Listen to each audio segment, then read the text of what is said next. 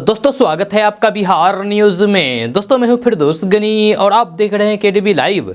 दोस्तों आज हो चुका है 16 दिसंबर 2022। तो आज की बिहार की टॉप न्यूज़ लेकर आए हैं आपके लिए। तो चलिए शुरू करते हैं आज की पूरे बिहार की टॉप न्यूज़। दोस्तों वीडियो शुरू करने से पहले आपके लिए एक सूचना है। सूचना ये है कि अगर आप अपने बिजनेस को केडीबी लाइव के माध्यम से प्रमोट करना चाहते हैं, विज्ञापन देना चाहते हैं केडीबी लाइव को, तो फिर आप इस नंबर पर संपर्क करें। तो चलिए शुरू करते हैं फिर आज की पूरे बिहार की टॉप न्यूज़। दोस्तों आज बिहार न्यूज़ में सबसे पहले बात करेंगे कि बिहार में छपरा जिले में जहरीली शराब के सेवन से अब तक 40 से ज़्यादा लोगों की जान जा चुकी है। जब विपक्ष नीतीश कुमार की खिंचाई कर रहा है, लेकिन नीतीश कुमार फरमाते हैं कि शराब पर पाबंदी से तमाम लोगों को फायदा हुआ है। बहुत सारे परिवारों ने शराब पीना छोड़ दिया है। इसके लिए लोगों को खुद सचेत रहना होगा। नीतीश कुमार ने कहा है कि उन्होंने अधिकारियों से कहा कि वे ऐसे लोगों की पहचान करें जो खतरे का कारण बने हुए हैं। जहरीली शराब से मौतों के मामले में नीतीश कुमार बुरी तरीके से घिर गए हैं। उन्होंने ट्वीट करते हुए कहा है कि लोगों को अपना ख्याल खुद रखना चाहिए। मुख्यमंत्री नीतीश कुमार ने अधिकारियों को निर्देश दिया है कि वे इस मामले में गरीबों को ना परेशान करें और ना ही उन्हें पकड़ें, लेकिन जो लोग अवैध शराब का चोरी छिपे कारोबारी कर रहे हैं उन्हें गिरफ्तार करें। उन्होंने कहा है कि वे लोगों को स्वरोजगार के लिए 1 लाख की अनुदान राशि देने को तैयार हैं ताकि वे अपना काम शुरू कर सकें। जरूरत पड़ने पर यह राशि बढ़ाई भी जा सकती है। दोस्तों बात करते हैं कि बिहार में रहने वाले लोगों के लिए राजधानी पटना से बड़ी खबर सामने आ रही है। ताज़ा रिपोर्ट्स के मुताबिक बिहार में लोगों को जमीन के 200 साल पुराना कागज भी ऑनलाइन के द्वारा उपलब्ध कराए जाएंगे। इसको लेकर के विभाग के स्तर पर तैयारी की जा रही है। यह खबर के अनुसार बिहार के 31 जिलों में जमीन के दस्तावेजों को वेबसाइट पोर्टल पर अपलोड किया जा रहा है। 1995 से लेकर 1791 यानी कि करीब 200 सालों के दस्तावेजों की स्कैनिंग की जा रही है। दस्तावेजों के डिजिटलाइजेशन के बाद लोग ऑनलाइन के द्वारा खसरा खाता नंबर से अपने जमीन के कागजात निकाल सकते हैं। निबंधन आयुक्त बी कार्तिके धनजी ने जानकारी देते हुए बताया है कि बिहार में हर साल 10 से 11 लाख दस्तावेजों की स्कैनिंग करके उसको वेबसाइट पोर्टल पर अपलोड किया जा रहा है। अब तक करोड़ों दस्तावेजों को अपलोड कर दिया गया है। आपको बता दूं कि सरकार के इस नई व्यवस्था से बिहार के लोगों को जमीन के दस्तावेजों के लिए सरकारी दफ्तरों के चक्कर लगाने से छुटकारा मिल जाएगा और लोग ऑनलाइन के द्वारा अपने जमीन के पुराने से पुराने कागजात आसानी से निकाल सकेंगे। दोस्तों बात करते हैं कि आज के वर्तमान समय में बिहार वायु प्रदूषण के मामले में टॉप पर पहुंच गया है। केंद्रीय प्रदूषण कंट्रोल बोर्ड के द्वारा जारी आंकड़े के अनुसार बिहार के पूर्णिया, दरभंगा, बेतिया समेत 5 शहर देश भर में सबसे ज्यादा प्रदूषित है। इन शहरों में प्रदूषण का स्तर सबसे खराब है। खबर के अनुसार कल बिहार के पूर्णिया, दरभंगा, बेतिया, बेगूसराय और कटिहार में वायु गुणवत्ता सूचकांक यानी कि AQI लेवल 400 से ज्यादा रिकॉर्ड किया गया है। इन शहरों की हवा सांस लेने के लिए भी बिल्कुल ठीक नहीं है। आपको बता दूं कि इन 5 शहरों के अलावा बिहार की राजधानी पटना के साथ साथ भागलपुर, अररिया, बिहार शरीफ, छपरा, मुंगेर, किशनगंज, मोतिहारी, मुजफ्फरपुर, समस्तीपुर, सिवान का AQI लेवल भी 300 से ज़्यादा ही है। डॉक्टरों की माने तो हवा का ये प्रदूषण स्वास्थ्य व्यक्ति को भी गंभीर कर सकता है। इससे लोगों को सांस से संबंधित परेशानियां हो सकती है, यानी कि सांस की बीमारी हो सकती है। इसीलिए घर से निकलने के दौरान लोगों को मास्क लगाने की चाहिए ताकि प्रदूषण से बचाया जा सके। दोस्तों बात करते हैं कि पटना, नालंदा, पूर्णिया सहित बिहार में महिला टीचरों की बम्पर भर्ती होने वाली है। बिहार की कस्तूरबा गांधी महिला विद्यालयों में इन टीचरों की भर्ती की जाएगी। इसको लेकर के आधिकारिक वेबसाइट पोर्टल पर नोटिस जारी कर दिया गया है। खबर के अनुसार कस्तूरबा गांधी महिला विद्यालयों में ग्रेजुएट महिलाओं के लिए 3976 पदों पर भर्ती निकाली गई है। इसके लिए महिलाएं 10 जनवरी 2023 तक ऑनलाइन के द्वारा आवेदन कर सकते हैं। इसके बाद आवेदन की प्रक्रिया समाप्त हो जाएगी। आपको बता दूं कि कस्तूरबा गांधी महिला विद्यालयों में महिला टीचर के अलावा रसोइया, अनुसेचक, चौकीदार आदि पदों पर भी भर्ती की जाएगी। 21 साल से 42 साल की महिलाएं इन पदों पर भर्ती को लेकर के आवेदन कर सकती हैं। दोस्तों बात करते हैं कि बिहार की राजधानी पटना से बड़ी खबर सामने आ रही है। ताज़ा रिपोर्ट्स के मुताबिक पटना, पूर्णिया, समस्तीपुर समेत बिहार के सभी जिलों में अल्पसंख्यक समुदाय के प्रथम श्रेणी से मैट्रिक पास छात्रों को सरकार के द्वारा 10,000 रुपये की राशि दी जाएगी। खबर के अनुसार बिहार में मुख्यमंत्री प्रोत्साहन योजना के तहत साल 2022 की मैट्रिक परीक्षा में फर्स्ट डिवीजन से पास करने वाले मुस्लिम, सिख, ईसाई, जैन, बौद्ध, पारसी और भाषाई अल्पसंख्यक बांग्ला के छात्र छात्राओं को पैसों की राशि भेजी जाएगी। आपको बता दूं कि इन छात्रों को पैसे के भुगतान करने को लेकर के विभाग की ओर से स्वीकृत 50 करोड़ 42 लाख रुपए में से सरकार द्वारा 13 करोड़ के व्यय और भुगतान की मंजूरी दी गई है। अब डीबीटी के माध्यम से छात्रों के खाते में पैसा ट्रांसफर कर दिया जाएगा। जब बिहार के अलग अलग जिलों में प्रथम श्रेणी से मैट्रिक पास करने वाले अल्पसंख्यक समुदाय के 50,420 स्टूडेंट को प्रोत्साहन राशि का लाभ दिया जाएगा, जहाँ इसमें से 26,603 छात्र और 23,817 छात्राओं को मुख्यमंत्री प्रोत्साहन राशि योजना का लाभ प्राप्त होगा। तो बात करते हैं कि किडनी हमारे शरीर का सबसे प्रमुख अंग माना जाता है। इस अंग में अगर कोई परेशानी आ जाती है तो फिर इससे इंसान को कई तरह की मुश्किलों का सामना करना पड़ता है, लेकिन सही समय पर इलाज कराने से किडनी की समस्या को दूर किया जा सकता है। मेडिकल साइंस के अनुसार किडनी शरीर से टॉक्सिन्स को बाहर निकालता है तथा यूरिया, क्रिएटिनिन, एसिड जैसे नाइट्रोजन युक्त वेस्ट मटेरियल से ब्लड को फिल्टर करता है, लेकिन जब ये ख़राब होने लगता है तो फिर ये विषाक्त पदार्थों को फिल्टर नहीं कर पाता, जिससे शरीर में परेशानी उत्पन्न होने लगती है। अब आपको बता दूं कि किडनी खराब होने से पहले शरीर 5 संकेत देते हैं जो आपको ध्यान रखना चाहिए। जहाँ पहला नंबर पर बात करें कि अगर किसी व्यक्ति को बार बार पेशाब जाने की समस्या होती है तो फिर किडनी खराब होने के संकेत हो सकते हैं। ऐसे में डॉक्टर की सलाह लेनी चाहिए। दूसरे नंबर पर बात करें कि शरीर का वजन घट रहा है और हर समय पेट भरा हुआ है महसूस होता है और कुछ खाने का मन नहीं करता है, तो फिर ये संकेत किडनी खराब होने के हो सकते हैं। तीसरे नंबर पर बात करें तो जब किडनी ठीक से काम नहीं करता तो फिर शरीर में सोडियम जमा होने लगता है, या इससे टखनों और फिर पैरों में सूजन आने लगती है, इसलिए इस संकेत को नज़रअंदाज ना करें। चौथे नंबर पर बात करें तो त्वचा में ड्राइनेस और खुजली होगा, जिससे किडनी खराब होने के संकेत हैं, क्योंकि किडनी जब ठीक से काम नहीं करती तो फिर शरीर में विषाक्त यानी कि जहरीली पदार्थ जमा होने लगते हैं, इससे त्वचा में ड्राइनेस और खुजली होती है। पांचवें नंबर पर बात करें तो अगर किसी व्यक्ति को हर समय कमजोरी और थकान महसूस होती है तो फिर ये किडनी की समस्या के शुरुआती संकेत हो सकते हैं, क्योंकि किडनी में जहरीली पदार्थों के जमा होने के कारण शरीर में ऐसी समस्या जन्म लेती है। दोस्तों बात करते हैं कि बिहार के छपरा में जहरीली शराब कांड पर मुख्यमंत्री नीतीश कुमार का बयान सामने आया है। उन्होंने कहा कि बिहार में शराब बंद है, जो शराब पिएगा वो मरेगा ही, लोग इसका उपयोग ना करें। सीएम नीतीश कुमार ने कहा है कि जो पार्टी हंगामा कर रही है उन्हें शराबबंदी के पक्ष में लोगों को जाकर के समझाना चाहिए। इसके अलावा उन्होंने भारतीय जनता पार्टी के आगे बड़ा सवाल खड़ा कर दिया है। जहरीली शराब से 40 से ज़्यादा लोगों की मौत के बाद मुख्यमंत्री नीतीश कुमार ने बीजेपी से पूछा है कि जिन जिन राज्यों में उनकी सरकार है वहां जहरीली शराब से कितनी मौतें होती है। जब उन्होंने कहा है कि हम लोगों ने बिहार में शराबबंदी को लेकर के कानून भी बनाया है और बड़े पैमाने पर प्रचार प्रसार भी किया है। कानून बनाने के दौरान सभी पार्टियों ने इसका समर्थन किया, लेकिन इसलिए बिहार में शराबबंदी कानून लागू है। जहाँ सीएम नीतीश कुमार ने कहा है कि शराबबंदी कानून मेरा फैसला नहीं था, बल्कि बिहार की महिलाओं ने इसकी मांग की थी, जिसके बाद मैंने इसे लागू किया। आपको बता दूं कि छपरा में शराब कांड से हुई मौत के आंकड़े लगातार बढ़ते जा रहे हैं। जहरीली शराब से अब तक, जब अभी हम जो वीडियो बना रहे हैं, अब तक 40 से ज़्यादा लोगों की जान जा चुकी है, जबकि कई लोग गंभीर रूप से अभी भी घायल हैं।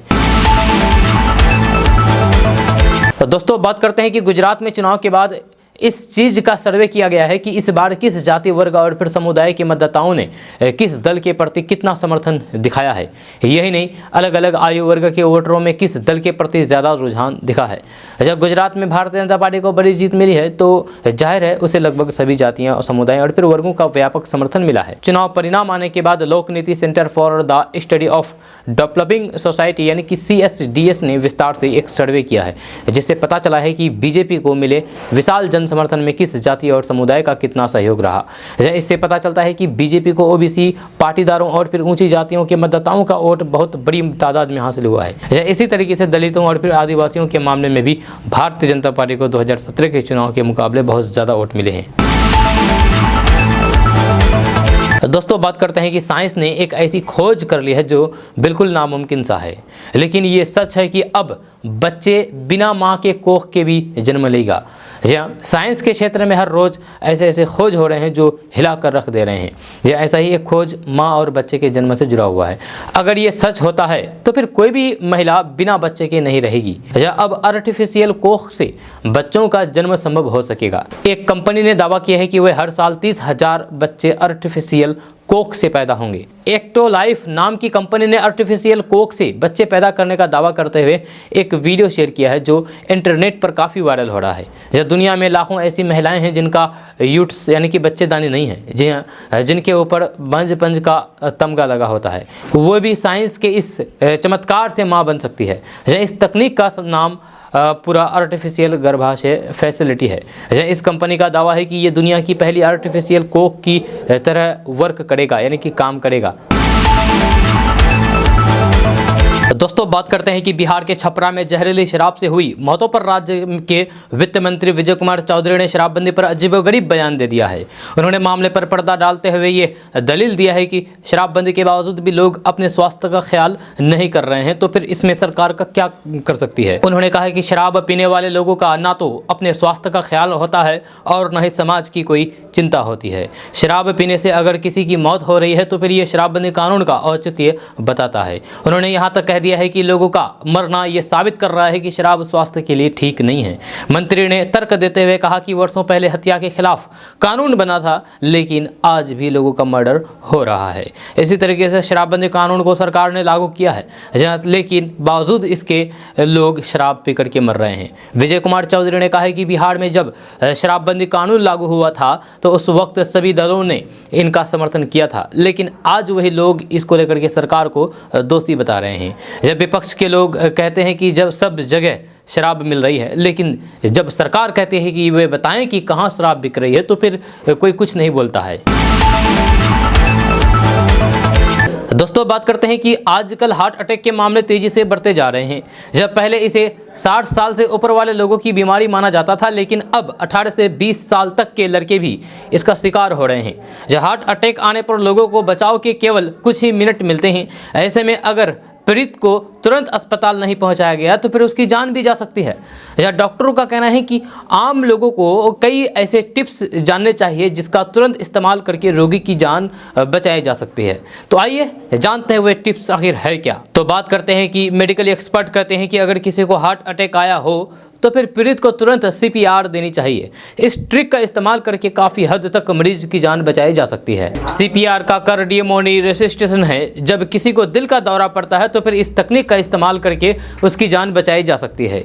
इसके जरिए रोगी में ब्लड और ऑक्सीजन की सप्लाई को दोबारा चालू कर दिया जाता है। डॉक्टरों के मुताबिक किसी व्यक्ति को जब हार्ट अटैक आता है तो फिर उसको तुरंत जमीन पर लेटा देना चाहिए और फिर उसके पास घुटनों के बल बैठ जाएं। इसके बाद दोनों हाथों की हथेली को एक साथ जोड़ करके पीड़ित की छाती पर जोर जोर से दबाना शुरू कर दें। यह करीब 100 से 120 प्रति मिनट की दर से छाती को दबाने पर खून में फिर से ब्लड और ऑक्सीजन की सप्लाई चालू होने की संभावना रहती है। यह छाती को प्रेस करते वक्त इस बात का ध्यान रखना है कि वे सेमी तक अंदर जाना चाहिए, यानी कि जब दबाएं तो फिर वो सीना अंदर तक जाना चाहिए। CPR देने से मरीज की जान तो बच जाती है, लेकिन उस पर खतरा बना रहता है। इसलिए CPR के तुरंत बाद मरीज को किसी नज़दीकी अस्पताल में तुरंत भर्ती करवा दें, जिससे उसकी एंजियोग्राफी करके आगे का इलाज शुरू कर सके। कई बार मरीज की नसें ब्लॉक हो जाती है, उस मामले में तुरंत सर्जरी की भी ज़रूरत पड़ती है। दोस्तों बात करेंगे कि वित्त मंत्री निर्मला सीतारमण ने आज संसद में साफ तौर पर कहा है कि सरकार आम लोगों को बढ़ती महंगाई से राहत देगी। उन्होंने कहा है कि महंगाई को हम और कम करने की कोशिश कर रहे हैं तथा आवश्यक वस्तुओं के दामों पर हमारी नज़र लगातार बनी हुई है। उन्होंने साफ तौर पर कहा है कि महंगाई को काबू करने के लिए कई जरूरी कदम उठाए गए हैं। दरअसल लोकसभा में 2022-23 के लिए अनुदान की अनुपूरक मांगों के पहले बेंच और फिर 2019-20 के लिए अनुदान की अतिरिक्त मांगों पर चर्चा का जवाब देते हुए निर्मला सीतारमण ने अपनी बात रखी है।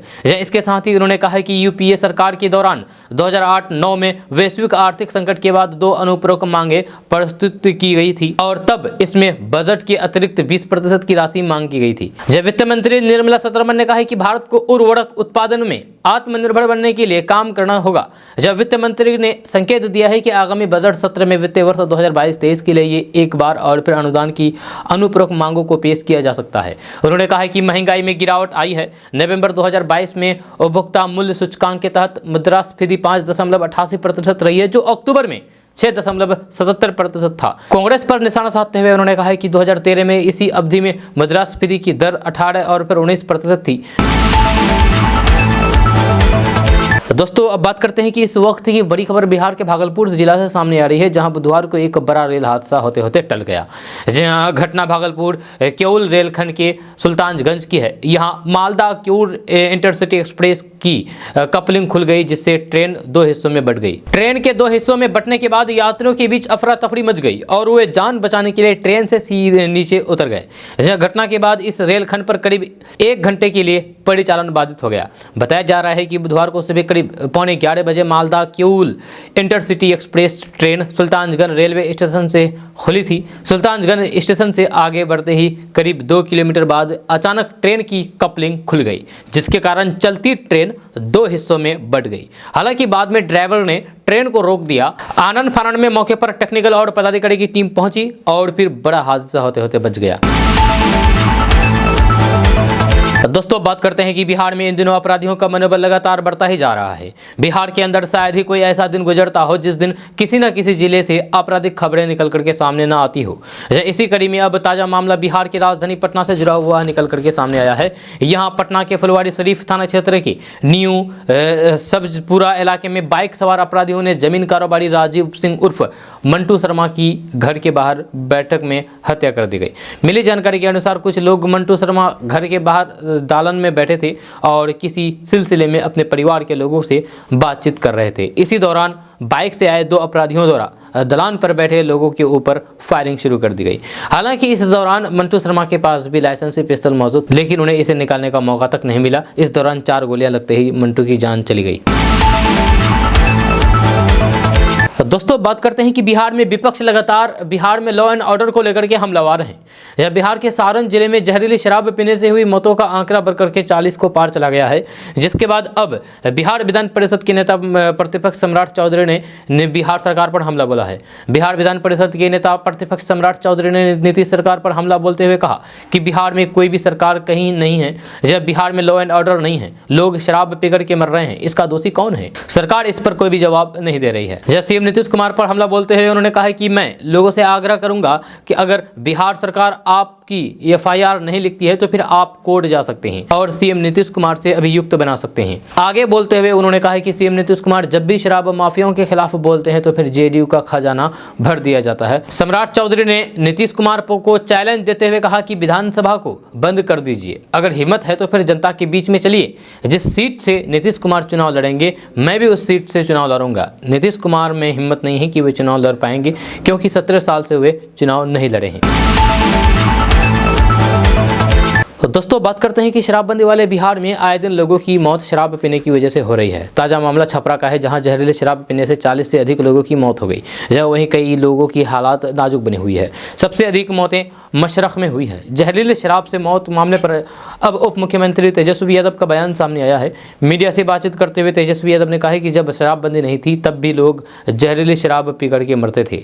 वहीं छपरा में जहरीली शराब से 20 लोगों की मौत की घटना को लेकर के विपक्ष हमलावर हो गया है। बीजेपी के इस रुख को देखते हुए डिप्टी सीएम तेजस्वी यादव ने जवाब दिया है। उन्होंने कहा है कि जब शराबबंदी बिहार में नहीं थी तब भी लोग जहरीले शराब पीने से मरते थे, लेकिन बीजेपी 15 साल तक बिहार में काबिज रही है।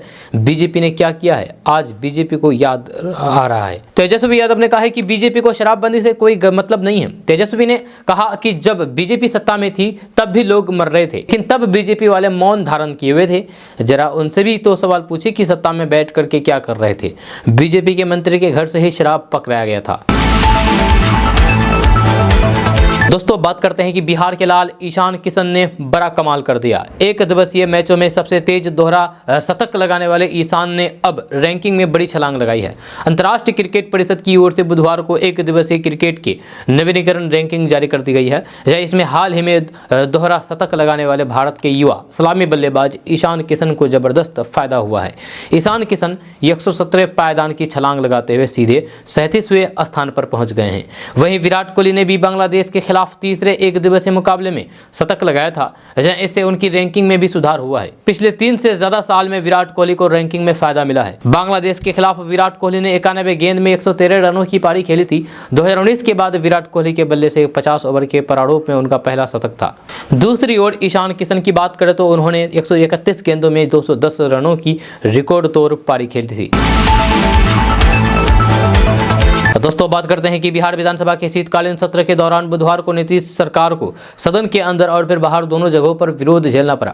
यहां तक कि सरकार को समर्थन कर रही सीपीआई माले ने भी नीतीश सरकार के खिलाफ जम करके नारेबाजी की। माले विधायकों ने सदन के बाहर पोस्टर लहरा करके धान खरीद और शिक्षक नियुक्ति के मामले में नीतीश सरकार को जिम्मेदार बताया है। माले विधायकों ने कहा है कि हम सरकार को समर्थन कर रहे हैं, लेकिन सरकार को जनहित के मुद्दे पर सजग होना चाहिए। उन्हें किसानों के और फिर छात्रों के मामले में गंभीरता से दिखानी चाहिए। जब राज्य में लगातार किसान, छात्र और बेरोजगार उपेक्षित हैं। माले विधायकों ने नीतीश सरकार की से मांग की है कि बिहार में 3500 रुपये प्रति क्विंटल धान खरीद की गारंटी होनी चाहिए। मंडी व्यवस्था बहाल करने की मांग की गई है। दोस्तों बात करते हैं कि लोकसभा में जारी शीतकालीन सत्र के दौरान सांसद प्रदीप सिंह ने ग्रामीण स्तरीय विकास कार्यों पर चिंता जाहिर की है। यह सांसद प्रदीप सिंह ने बिहार पंचायती राज की कुव्यवस्था को लेकर के बिहार सरकार पर करारा प्रहार किया है। यह सांसद प्रदीप सिंह ने कहा है कि बिहार सरकार की लचर व्यवस्था के चलते जहां एक ओर ग्रामीण स्तरीय विकास ठप है, तो फिर वहीं दूसरी ओर वार्ड सदस्य अपनी जिम्मेदारी का निर्वहन करने में असमर्थ हैं। उन्हें किसी भी सरकारी योजना का सीधा लाभ नहीं मिल पा रहा है। 7 निश्चय, मनरेगा जैसी रोजगार योजना में इनकी फिलहाल कोई भी भागीदारी नहीं है, जिस वजह से विकास कार्यों में असमानता देखी जा रही है, जिसका सीधा असर गांव के कई वार्डों में देखा जा सकता है। सांसद ने कहा है कि बीते पंचायत चुनाव से पहले बिहार सरकार द्वारा वार्ड सदस्यों के हित में कई तरह के वादे किए गए, लेकिन 15 महीने बीत जाने के बावजूद भी इनकी सुध लेने वाला कोई नहीं है। यहाँ वार्ड सदस्यों का ना तो अब तक खाता खोला गया है और ना ही बिहार सरकार द्वारा अब तक कोई मानदेय राशि तय की गई है। यहाँ बिहार के पंचायत वार्ड सदस्य महज 500 रुपये मानदेय पर काम करने को मजबूर है। आंदोलन पर उतारू वार्ड सदस्यों को लेकर के सांसद प्रदीप सिंह ने केंद्र सरकार से हस्तक्षेप करते हुए सभी छोटे जनप्रतिनिधियों के हित में कोई ठोस कदम उठाने की मांग की है, ताकि गांव वार्डों के विकास में कोई भी बाधा नहीं आए। दोस्तों बात करते हैं कि पूरी दुनिया में क्रूड ऑयल की चर्चा है, खास करके रूसी क्रूड ऑयल की, जिस पर G7 यूरोप और सहयोगी देशों ने $60 की कैपिंग कर दी है। इसका मतलब है कि रूस अब $60 प्रति बैरल से ज़्यादा की कीमत पर क्रूड ऑयल नहीं बेच सकते हैं। वहीं दूसरी ओर भारत को रूसी ऑयल G7 की कैपिंग से भी $11 सस्ता मिल सकता है। अगर ऐसा होता है तो फिर भारत 8 सालों में सबसे सस्ता क्रूड ऑयल यानी कि तेल खरीदेगा, जिसकी वजह से भारत में पेट्रोल और डीजल के दाम में 30 से 35 रुपये प्रति लीटर की गिरावट आ सकती है। जहाँ खाद्य वस्तुओं में गिरावट के चलते नवंबर महीने में खुदरा महंगाई दर घट करके 11 महीने के निचले स्तर पर 5.88% पर आ चुकी है। सरकार से लेकर के आरबीआई इसे राहत की सांस ले रही है। अप्रैल 2022 में खुदरा महंगाई दर में जब 7.80% के लेवल पर पहुंची थी, तो उसके बाद आरबीआई ने मॉनेटरी पॉलिसी के जरिए इस पर नकेल कसने के लिए 5 बार रेपो रेट में बढ़ोतरी की है। दोस्तों बात करते हैं कि बिहार विधानमंडल में विपक्ष के हंगामे पर उप मुख्यमंत्री तेजस्वी यादव ने कहा है कि 5 दिनों के शीतकालीन सत्र के सिर्फ 3 दिन बचे हुए हैं। विपक्ष के हर सवाल का जवाब देने के लिए हम तैयार हैं, लेकिन भाजपा नहीं चाहती है कि जनता के विषय को सदन में उठाया जाए। उन्होंने कहा है कि बिहार में जब शराबबंदी नहीं थी तब भी तो लोग जहरीली शराब पी करके मरते थे, तब भाजपा कहाँ थी? भाजपा यहाँ 10 से 15 साल तक सत्ता में थी, तो फिर उन्होंने कुछ क्यों नहीं किया? आज उन्हें शराबबंदी विफल की याद आ रही है। भाजपा पर हमला बोलते हुए तेजस्वी यादव ने कहा है कि शराबबंदी को जो फेल बता रहे हैं, उन्होंने भी शराबबंदी को लेकर के शपथ ली थी। शराबबंदी से पहले और फिर शराबबंदी के बाद जब इसकी सरकार थी, तो उस समय भी जहरीली शराब से लोगों की मौतें हुई है। यह सच्चाई है, इसे झूठला नहीं जा सकता है। आज उन्हें इसमें गड़बड़ी याद आ रही है। जब भाजपा के लोगों को भी ये भी जवाब देना होगा कि जब वे सत्ता में थे तब कितने लोगों की जहरीली शराब से मौत हुई थी। सदन में भाजपा के हंगामे पर तेजस्वी यादव ने कहा कि जनता के मुद्दे को विपक्ष को उठाना चाहिए, वो नहीं उठा करके केवल हंगामा किया जा रहा है। असल में ये सब लोग जान रहे हैं कि जब से महागठबंधन की सरकार बनी है तब से लगातार हम लोग अपने वादे को पूरा कर रहे हैं। उन्होंने कहा है कि हम लोग तो हर सवाल का जवाब दे रहे हैं, लेकिन हंगामा करने वाले नहीं चाहते हैं कि जनता के मुद्दे को सदन में उठाया जाए। दोस्तों बात करते हैं कि बिहार विद्यालय परीक्षा समिति ने इंटर 2023 के लिए मॉडल पेपर पर प्रश्न पत्र जारी कर दिया है। जहां इस पर प्रश्न पत्र पैटर्न में किसी तरह का बदलाव नहीं किया गया है। जहां हर विषय में वस्तुनिष्ठ प्रश्न के साथ लघु और फिर दीर्घ उत्तीर्ण में से 50% विफल वाले प्रश्न होंगे। स्टूडेंट को 50% वस्तुनिष्ठ प्रश्न हल करने को मिलेंगे। विज्ञान, कला और वाणिज्य संकाय के सभी विषयों का विषय कोड अलग अलग है। जहाँ समिति की ओर से जारी मॉडल प्रश्न पत्र के आधार पर स्टूडेंट अपनी तैयारी कर सकते हैं। फिजिक्स और केमिस्ट्री में कुल 96 प्रश्न पूछे जाएंगे। इसमें कुल 48 प्रश्नों का जवाब स्टूडेंट को देना है। इसके साथ ही मैथ में 138 प्रश्न पूछे जाएंगे। दोस्तों बात करते हैं कि मुख्यमंत्री नीतीश कुमार ने बिहार के उज्जवल भविष्य और फिर समाज में आपराधिक गतिविधियों की रोकथाम को लेकर के अपने कार्यकाल में तमाम योजनाओं पर कार्य किया है। इसी तरीके से उन्होंने बिहार मुक्त शराब का सपना देखा और इस सपने को साकार भी किया। मुख्यमंत्री नीतीश कुमार ने बिहार मद्य निषेध और फिर उत्पाद अधिनियम के तहत अप्रैल 2016 में बिहार में शराबबंदी लागू की थी। इस योजना का बिहार की महिलाओं को भरपूर समर्थन भी मिला। हर महिला की इच्छा भी थी कि बिहार में किसी तरीके से शराबबंदी हो जाए। बिहार में कहने को पूर्ण शराबबंदी है, लेकिन बिहार में शराब का कारोबार करने वाले लोग खूब फल फूल रहे हैं। इस बीच जहरीले शराब पीने से मौत का ग्राफ भी दिन प्रतिदिन बढ़ता ही जा रहा है। बिहार में आज भी 40 लोग शराब पीने से मर गए। बिहार के ग्रामीण क्षेत्रों में आज भी जागरूकता का अभाव है। जब सरकारी अस्पतालों में शराब पीने से मौत का ग्राफ बढ़ रहा है, लेकिन उसके बाद भी लोग शराब पीने से बाज नहीं आ रहे हैं। शराब पीने वाले नशे के लिए विभिन्न प्रकार के बहाने बना करके अपनी मौत को न्योता दे रहे हैं। ये हाल तब है जब प्रशासन और फिर उत्पाद विभाग द्वारा शराबबंदी को लेकर के अभियान चलाया जाता है। प्रशासन के अभियान के बाद भी लोग जागरूक नहीं हो रहे हैं। सरकारी अस्पताल के आंकड़े के अनुसार पिछले 1 महीने में करीब 50 से अधिक मौत हो चुकी है।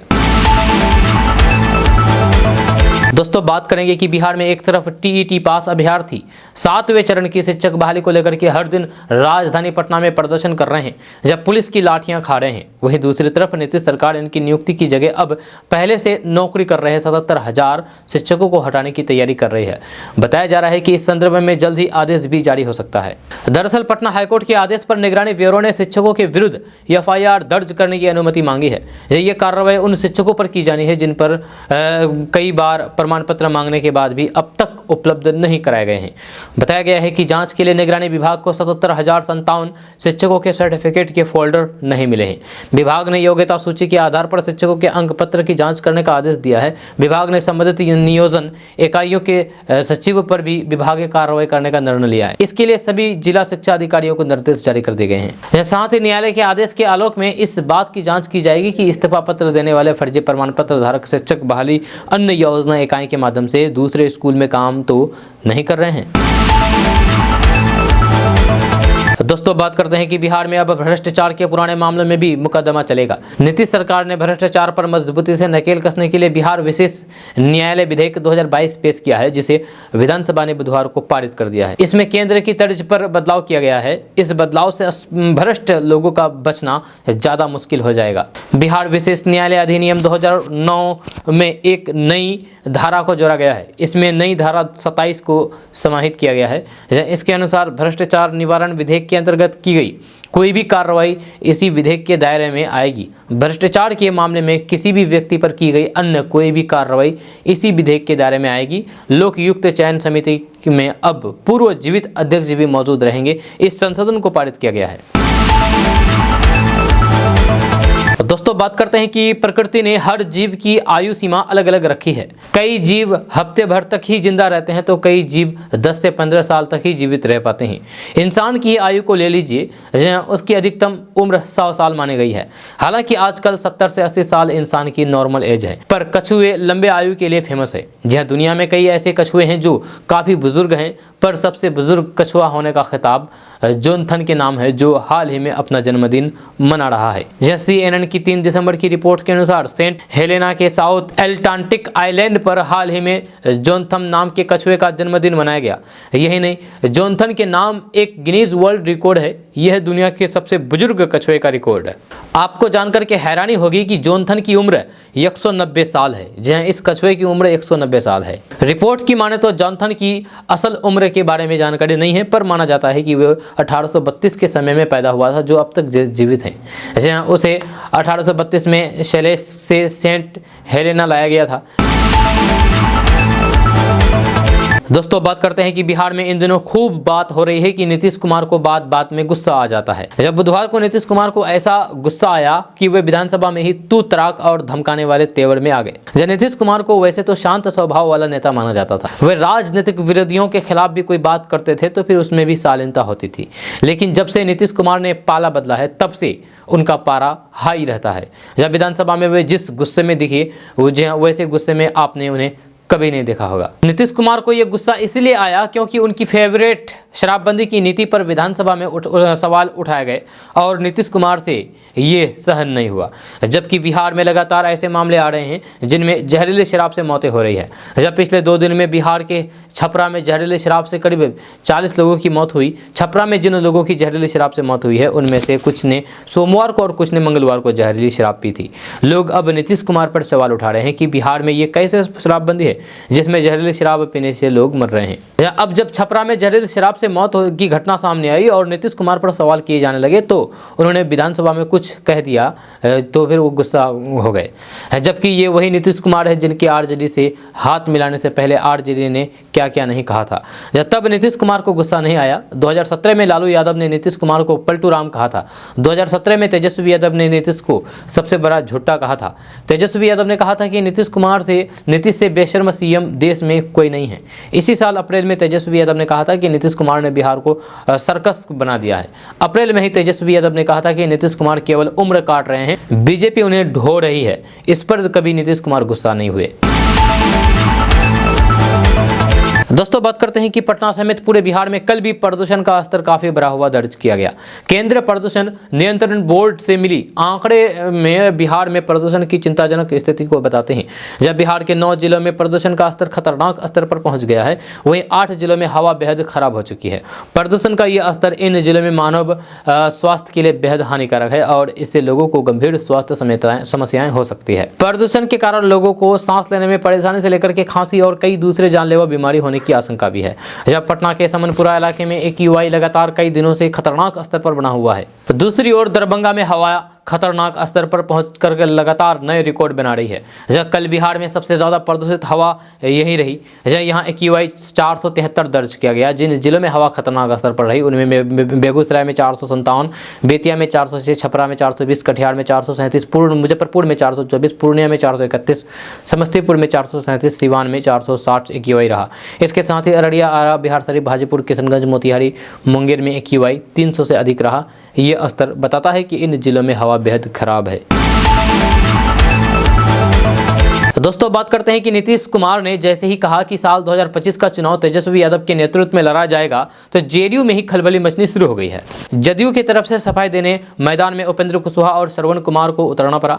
सवाल नेतृत्व का है और दोनों पार्टी के वेले का भी। ऐसे में जेडीयू में मची खलबली का असर कितना व्यापक होगा ये तो फिलहाल तय नहीं है, लेकिन इतना साफ है कि नीतीश कुमार के साथ कदम कदम से कदम मिला करके चलने वाले लोग अपने राजनीतिक भविष्य को लेकर के सोचने पर मजबूर हो गए हैं। जदयू के संसदीय बोर्ड के अध्यक्ष उपेंद्र कुशवाहा ने विलय को खारिज करते हुए कहा कि विलय आत्मघाती कदम होगा।